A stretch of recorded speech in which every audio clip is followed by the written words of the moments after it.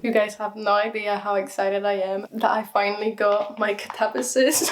I have ordered a special edition, as you can see. Oh, I can't believe how gorgeous this edition is. It has a reversible jacket, it has a special hardback version, and obviously a sprayed edge. Absolutely beautiful. I did get it a week after release date, and I did get a little bit stressed that I wasn't going to get it very soon, but alas, it is here, it is with me, and I'm so excited to start it. I read Babel, I think about a year ago, if not exactly a year ago, and I have not been able to stop thinking about that book, so I'm hoping that Katabasis is going to be the same for me. I am scared, but very happy that I can finally dive in and experience RF Kuang's writing again. I love RF Kuang's writing. I know some people don't, but I do. So without further ado, let's go get started. So when I was starting reading, I did have a little bit of an accident. Yeah.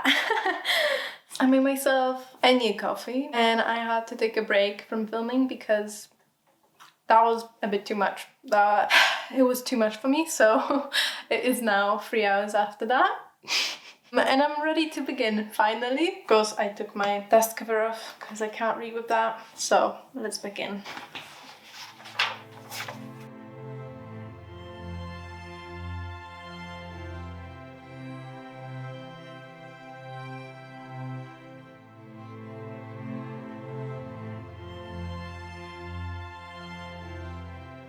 Okay. Already we are thrust into action. I feel like RF Kuang always does this, but this is even more because obviously at the back in every marketing we know that Alice is going to go into hell to rescue her supervisor, but we opened the book with Alice Law set out to rescue her advisor's soul from the 8 courts of hell. That is in the first paragraph. and then we just find out what she's going to do right now. And we meet Peter. And of course, they're already bickering. I am loving this style of writing she has in this. It's a little bit like a combination of Yellowface and Babel, I think. It's a bit less academic right now and a bit light-hearted. It's kind of funny. I don't know, I wasn't expecting funniness, or at least not like straightforward funniness, so I'm very much enjoying this.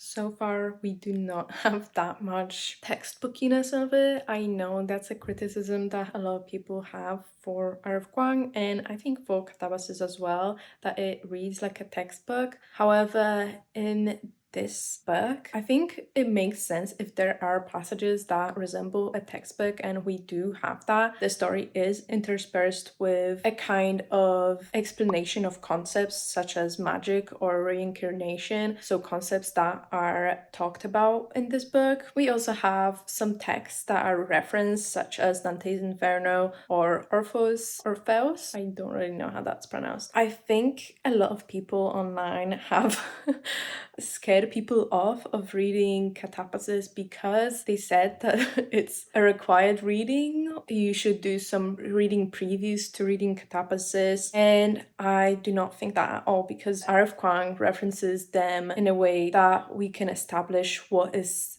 spoken about. She brings out concepts that she needs for the book and explains them while she brings them up, or explains them later on, which I think is very clever. And to me, I really enjoy the scholarly sections because it helps me understand the world and the lore and the history and the magic system so much more. Makes the experience so much better.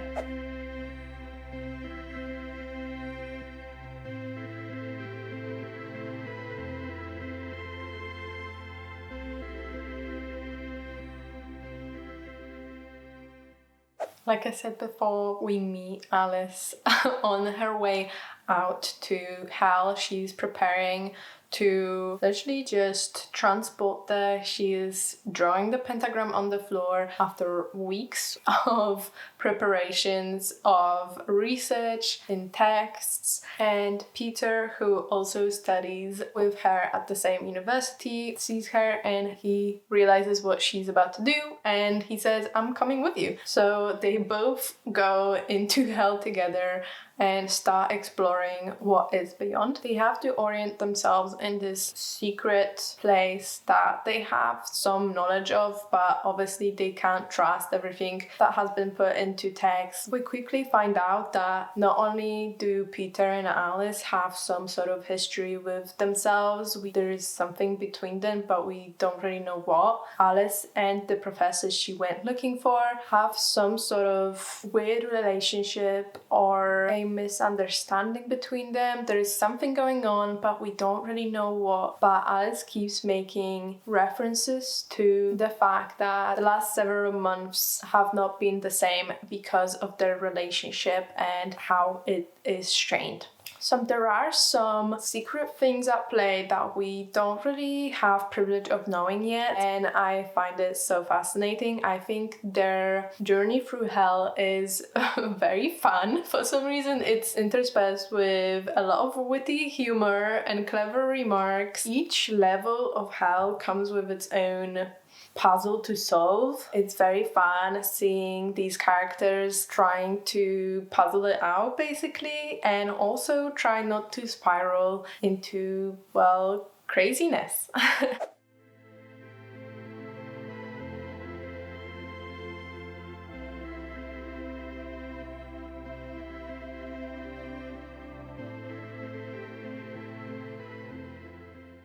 As soon as we start to try and understand the rules of hell and how to really progress through the levels from the crumbs that are given to us, everything starts unraveling. We come across an unexpected obstacle, and because of it, everything starts to go awry. We start to find out the complexities and the intricacies and the real history that binds Alice and Peter together. We start to see what their motivations are and what really brings them together and who they really are at their core. I am really enjoying seeing Alice's POV. I think she captures anxiety so well, the spiraling that people go through, and I think it's done so well. And I gotta say, alternating reading Katabasis with a gameplay of Beyond Two Souls is a truly magical experience. They are two completely different stories and plot lines, but I like the differences between the afterlife they portray, so it's fun to experience that. That being said, I am now halfway through the book.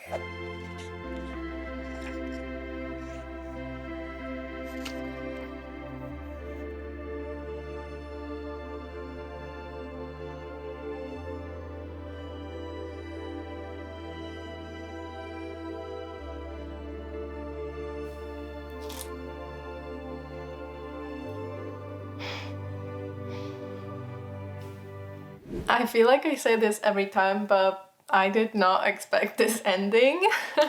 It really took me by surprise. In Katabasis, we explore a multitude of different themes, but we definitely focus the most on the academia part and really the cost of academia. And I think it really captured that student life and student struggles, and especially like post-grad and undergrad lives, and how academia can really wrap you up in itself and create this whole bubble, and it makes you think that this is your whole life and nothing really matters except for it. We also explore themes of ambition, grief, and power. I thought all of these were done so well, and you can really see the research that went into this book, especially with the texts on afterlife and hell, especially Dante's Inferno and other texts that were mentioned in the book. And although I know a lot of people said these were worth the read before for Katabasis because you should understand what is being talked about. RF Kuang brings up these concepts and these texts very well. She always explains what she's talking about, so you don't have to have any prior knowledge going into this book. However, I'd argue that you should have some knowledge of higher maths.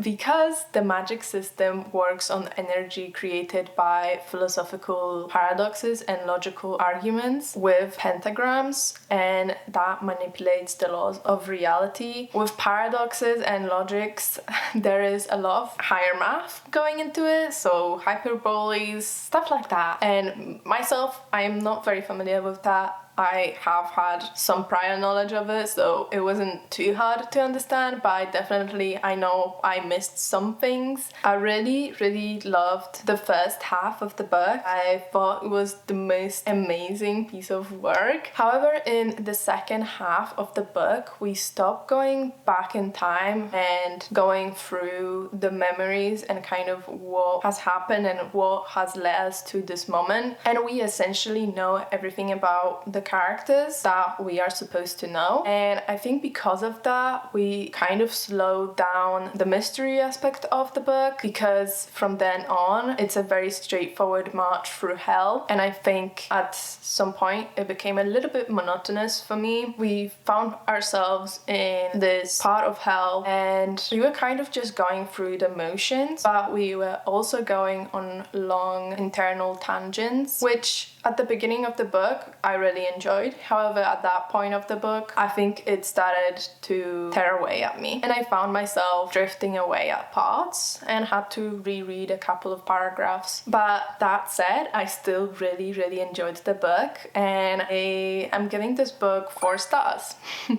Like I said before, I just really liked how this book explored the academia. I think we could say this is a lighter sister of Ninth House, if you know what Ninth House is about. It also kind of deals with the afterlife, and it takes place at an academy, a school. We also deal with magic and pentagrams and hell, basically, but it's much more dark and gothic, while being in hell, I think, has a lighter atmosphere. Yeah, I'm glad I enjoyed this book because it was definitely my most anticipated read of the year. I was so hyped for this book to come out, so if it disappointed me, I think I would have just lied down and cried on the couch and not put out anything about it, because it just would have devastated me too much, you know?